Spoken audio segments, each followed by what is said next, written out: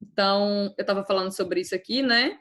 Medidas de segurança que o governo japonês vem tomando ao longo do tempo, por causa dessa condição física do seu território, de instabilidade tectônica, algumas medidas vêm sendo tomadas, como, por exemplo, a questão da infraestrutura, que a gente já falou, né, dos edifícios com licenças especiais. As pessoas são treinadas para, quando ocorrer um terremoto, elas são orientadas a ficar embaixo de móveis, longe de vidros que possam quebrar e atingir essas pessoas. Ou então é recomendado que você saia ao ar livre, que você vá para um espaço livre, certo? Você sai de casa, que você sai de um edifício, que você vá para um espaço livre. Então, elas são recomendadas quando ocorre um terremoto. Elas também têm um kit de terremotos. Quando ocorre um grande terremoto, as pessoas já têm um kit preparado já, com alimentos, com remédios, com documentos, entre outros itens, para que elas saiam imediatamente do local onde elas estão, né, e vão para o ar livre, para um local seguro. Aí aqui tem um tópicozinho, que é a extensão territorial, né? Por causa da extensão territorial do país, como eu falei no início da outra aula, o Japão é um país bem pequenininho. É um pouco maior do que o estado de São Paulo, no Brasil. Então, por causa dessa sua extensão territorial, eles vêm tentando resolver alguns problemas. Eles têm um país pequeno, eles estão localizados num país pequeno, tem uma população grande, porque é uma das maiores populações do mundo, inclusive, né? Tem mais de 120 milhões de pessoas num país que é relativamente muito pequeno. Então, para tentar resolver esse problema do território do país, né, ser pequeno, o que é que eles vêm fazendo?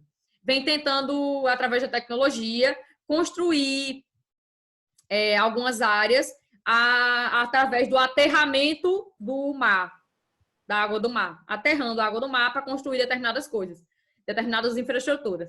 E também outra tecnologia que eles vêm tentando fazer seria construir algumas construções, tá ótimo, viu, meu linguajar hoje? Construir algumas coisas que são subterrâneas, certo? Para aproveitar ao máximo aí a extensão de terra que eles têm, né? Aqui fala até de algumas coisas, por exemplo, é comum eles fazerem hoje em dia aterramento de baía. Uma baía seria uma reentrância de água do mar. Espera aí, que eu vou mostrar. Aterramento de baía é bem comum no Japão. A baía é um tipo de relevo que ela é uma porção de mar, de água do mar ou do oceano, que está cercada por terra de todos os lados. E ela está em oposição a um cabo, geralmente. Tá vendo aqui, ó? É o local onde a água do mar ele entra, no caso. É uma reentrância de água do marítima, pronto. É uma reentrância de água marítima do continente. É uma baía. Lá no Japão, eles vêm aterrando algumas áreas de baías, ou seja, aterrando a água do mar, né? Para construir algumas infraestruturas. Por exemplo, o livro cita o caso do aeroporto internacional de Narita, em Tóquio, no Japão, que é a capital do Japão, né? Foi construído sobre uma área aterrada. Muitas empresas no Japão vêm se aproveitando da pouca extensão territorial para começar a aterrar algumas áreas e construir suas instalações industriais, porque é um país muito pequeno. Eles vêm tentando aproveitar ao máximo aí a tecnologia que eles têm, né, e aterrando algumas áreas para construir. Outra coisa que eles vêm tentando fazer seria aterros de mar, né, e ilhas artificiais. Aí aqui outras coisas que eles vêm tentando fazer. Hoje eles se propõem também ao uso de balsas flutuantes. O que seriam essas balsas flutuantes? Uma tecnologia moderna e barata que permite o avanço da ocupação humana sobre o mar. O país tem construído também, tem crescido também em construções subterrâneas para tentar desafogar o trânsito caótico, construindo alguns estacionamentos que são subterrâneos. Aí essas balsas flutuantes, eles começam a aterrar água do mar, né, para construir algumas construções, mas eles também se utilizam de enormes balsas que ficam suspensas, né, e eles conseguem se movimentar. É até mais barato do que a questão dos aterros. Agora vamos falar de população. População do Japão. Deixa eu sair daqui, vamos lá no IBGE. Vamos no IBGE para a gente ver que é a população do Japão. O dado que tem aqui do Japão, da população do Japão, é de 2016. Em 2016, o Japão contava com 126,9 milhões de pessoas. 126,9 em 2016. Mas, contudo, entretanto, todavia, o Japão é um país que tem uma taxa de fecundidade muito baixa, muito baixa. tem um crescimento vegetativo negativo, lá morrem mais pessoas do que nascem. Eles enfrentam dois problemas sérios lá: crescimento vegetativo negativo e envelhecimento progressivo da população. Né? Eles têm uma das maiores expectativas de vida do mundo. Na verdade, o dado de 2015 revelava que a maior expectativa de vida do mundo era do Japão, em 2015. Né? Não sei como é que está hoje, que eu não fiz a pesquisa para atualizar esses dados, não, mas em 2015 era a maior expectativa de vida do mundo. Né? O homem vivia, em média, em 2015, a projeção era de 80,8 anos, e as mulheres japonesas, 87,1 anos. As mulheres vivem mais do que os homens no mundo todo. E olha aí a diferença no Japão, né? 80 para homens e 87 para mulheres. Deixa eu olhar a população, ó, continua aí, em torno de 126. Diminuiu, na verdade, né? Porque o dado do livro de vocês é de 126,9 em 2016. E aqui a projeção para 2019, 126,8, né? Milhões de japoneses existiam no ano de 2019. A tendência é que a população do Japão, até um dado aqui, é que daqui para 2030 ela seja de 119,1 milhões. Diminua. Por que, Ana Beatriz? Porque eles têm lá uma das menores taxas de fecundidade do mundo. Né? A mulher japonesa ela tem em torno de 1,4 filho por mulher, né? 1,4 filho lá. E aí é menor do que a taxa de reposição de um país. Para que um país, a população de um país ela continue sendo reposta naturalmente, é necessário que a mulher tenha em média 2,1 filho. A taxa tem que estar em torno de 2,1 filho. E lá no Japão é de 1,4 filho por mulher. Então, eles estão abaixo do nível de reposição de uma população. Então, é por isso que o Japão é um dos países que, de certa forma, ainda aceita, entre aspas, imigrantes, mas principalmente aqueles imigrantes com grande qualificação, né, profissional, grandes anos de estudos, grande qualificação para o trabalho. Eles aceitam por causa disso, porque eles têm aí uma população que cresce no ritmo, que cresce não, né, no ritmo negativo, né, cresce no ritmo negativo, porque lá morrem mais pessoas do que nascem. E sem contar que como eles têm uma expectativa de vida muito alta, porque a saúde é muito boa, eles vivem mais de 80 anos, em torno de mais de 80 anos, então eles enfrentam esse sério problema relacionado à questão financeira também. Como o país está aí no crescimento vegetativo negativo e tem uma alta expectativa de vida, muitas pessoas chegando à terceira idade, eles têm muitos idosos, isso de certa forma causa um certo dano econômico para o país, porque o governo vai ter que investir bastante na saúde, né, dos idosos, em programas de inserção desse idoso a lazer, educação, trabalho, enfim. O governo vai começar a investir também, né, bastante para a terceira idade.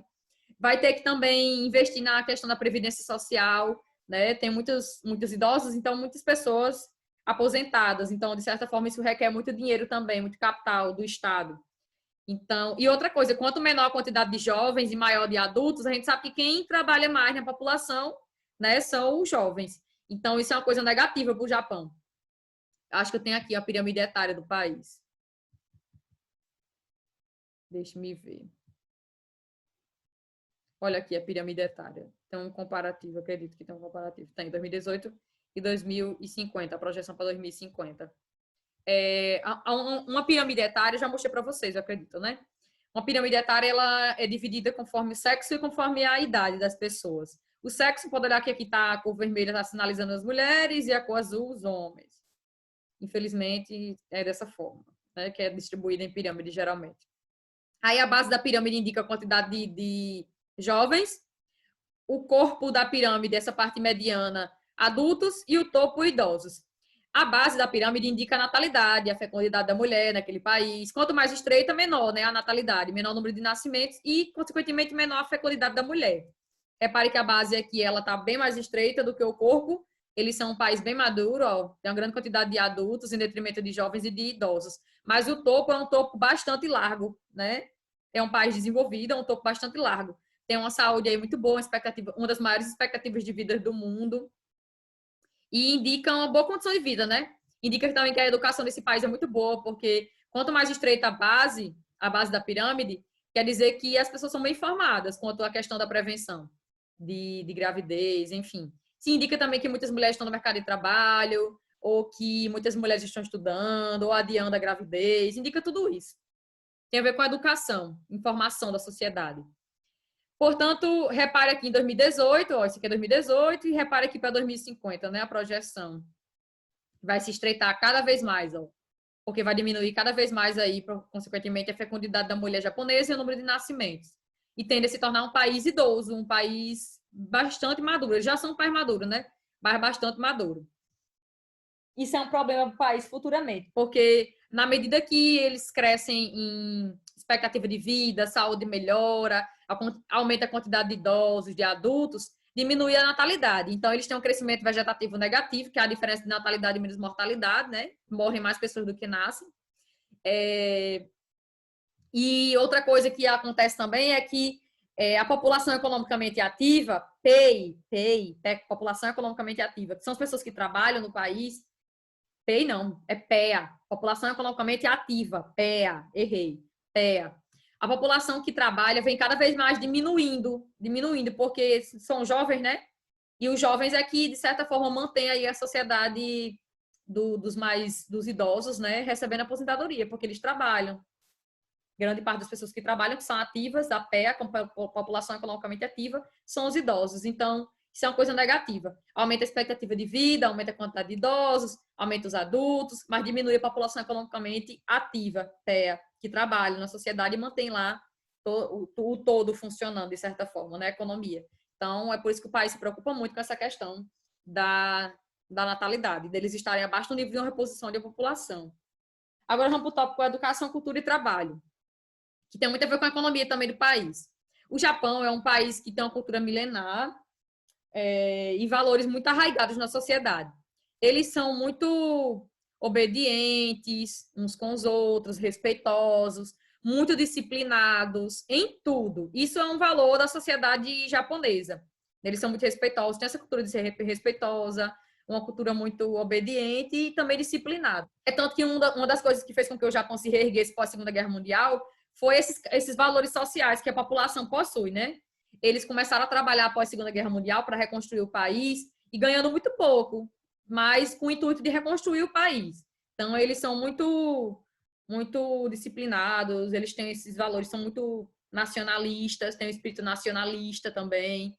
Tudo isso vem favorecendo aí, fazer com que o Japão se tornasse uma das maiores economias do mundo, né? Hoje, a terceira maior economia do mundo. A gente estudou até agora há pouco na outra unidade, a China, que era a segunda maior, né? Agora a gente está estudando o Japão, que é a terceira maior economia do mundo. Mas durante muito tempo foi a segunda maior economia. A China veio ultrapassar agora, né? No século XXI, praticamente o Japão como segunda maior economia do mundo. Mas era o Japão até então. E foi o país que mais cresceu pós a Segunda Guerra Mundial em níveis econômicos. Graças à ajuda dos Estados Unidos também, mas também a fatores internos como esses que eu falei, a questão da obediência do povo japonês, respeito, lealdade, nacionalismo. Vamos lá. Eles levam tudo isso para o mundo do trabalho, certo? A gente vai ver que no Japão é muito comum eles levarem os valores sociais para o mundo do trabalho. É comum você se formar, começar a trabalhar e passar a sua vida inteira num único trabalho, numa única empresa, trabalhando, realizando a mesma coisa durante a sua vida toda. Porque lá existe uma lealdade muito forte do trabalhador perante a empresa, certo? O vínculo é muito forte entre o trabalhador e o dono da empresa. Eles são uma mão de obra pouco reivindicativa,